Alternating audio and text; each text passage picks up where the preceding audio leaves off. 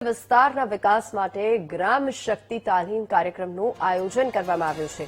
મુખ્યમંત્રી ભૂપેન્દ્ર પટેલે કાર્યક્રમનો પ્રારંભ કરાવ્યો છે। સરપંચો માટે એક દિવસીય તાલીમનું આયોજન કરવામાં આવ્યું છે। વિધાનસભામાં ગ્રામ શક્તિ તાલીમ કાર્યક્રમનું આયોજન કરવામાં આવ્યું છે। કાર્યક્રમમાં વિધાનસભા અધ્યક્ષ શંકર ચૌધરી સામેલ થયા। બનાસકાંઠા, વાવ, થરાદ, મહેસાણા, પાટણ, સાબરકાંઠા અને અરવલ્લીના સરપંચોને આમંત્રણ આપવામાં આવ્યું। દરેક તાલુકામાંથી 5 સભ્યોને કાર્યક્રમમાં આવવાનો મોકો અપાયો છે અને સરપંચોને વિવિધ યોજનાઓ વિશે માહિતી અપાશે। પહેલા મૂળ તો આખા ગામને જરૂરિયાત છે પાણીની। પાણી, લાઇટ, રોડ, રસ્તા, ગટર લાઈન બધી જરૂરિયાત પૂરી પાડી છે। પહેલા મેં શોર્ટ આઉટ અમારા ગામમાં પાણીનું જ કર્યું છે।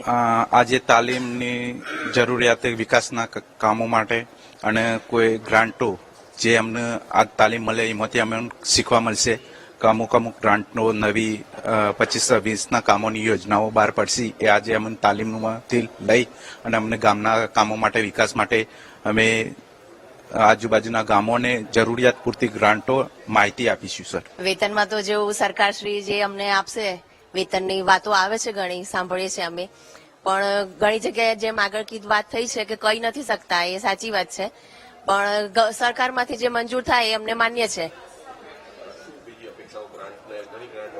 ઘણી ગ્રાન્ટો તો અલગ અલગ આવે છે, એનો ઉપયોગ પણ થાય છે સારી રીતે ગામના વિકાસના કામો બધી જ રીતે, અને અમે સારો એનો ઉપયોગ કરીએ છીએ અને હજી પણ ગ્રાન્ટો નવી આવે અને અમને બધી માહિતી મળે તાલીમ દ્વારા, એવી અમારી અપેક્ષાઓ છે। સર, આવી અવારનવાર જે ટ્રેનિંગો આપવામાં તેનાથી અમારું નોલેજ વધે, ગામના વિકાસ માટે શું કરવું તેના માટે। બીજું કે સરપંચોનો જે પગાર, કોઈ પણ ઓથોરિટી ગામમાં આવે એટલે સરપંચોને એમને ચા પાણી નાસ્તો બધું કરાવવું પડે, એ ખીચાના ખર્ચે કરાવવું પડે। અને જો સરકારશ્રીમાં તરફથી એમને કોઈ 10,000 કે 15,000નું જો બેનિફિટ આપવામાં આવે કે જેથી ભ્રષ્ટાચાર પણ ઓછો થાય અને સરકાર પણ તરફથી પેલું થાય, આવી ટ્રેનિંગ જો આપવામાં આવે અવારનવાર તો ગામમાં વિકાસને શું ખૂટે છે એની પણ અમે માહિતગાર થઈએ। અને સમાજના વિકાસ માટે, ગામના વિકાસ માટે, પીવાના પાણી માટે, સ્વચ્છતા માટે એ ખાસ જરૂરિયાત છે, કારણ કે પ્લાસ્ટિક મુક્ત ભારતને ખાસ જરૂરિયાત છે કે પ્લાસ્ટિકથી લોકોને ભયંકર રોગો થતા જાય છે, એનાથી પેલું થઈ જય ભારત જય હિન્દ।